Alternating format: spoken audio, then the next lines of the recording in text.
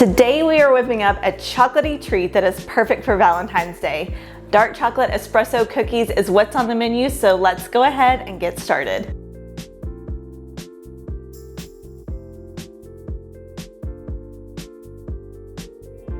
Either to a large bowl or a stand mixer, you're gonna add a half a cup of softened butter. Whip that just a little bit and then add in 1/4 cup of sugar and 3/4 cup of brown sugar and beat for about 3 to 4 minutes until nice, light, and fluffy. To that, you're gonna add 2 eggs and mix just until combined. Next, you're gonna add 1 1/4 cup of flour and a half a cup of cocoa powder, along with a couple spices, 1 tablespoon of espresso powder, a half a teaspoon of salt, and 1 teaspoon of baking soda. Gently mix that all together just until combined.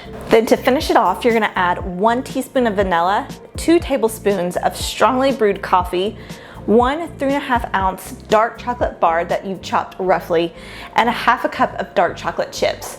Give it one final mix until nice and combined.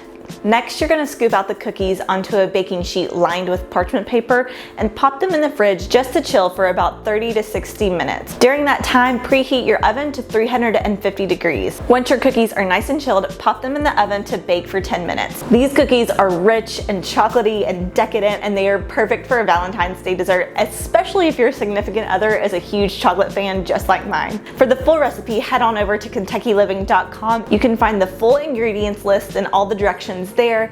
Thank you so much for following me along in my kitchen today, and until next time, I will talk to you all very soon. Bye.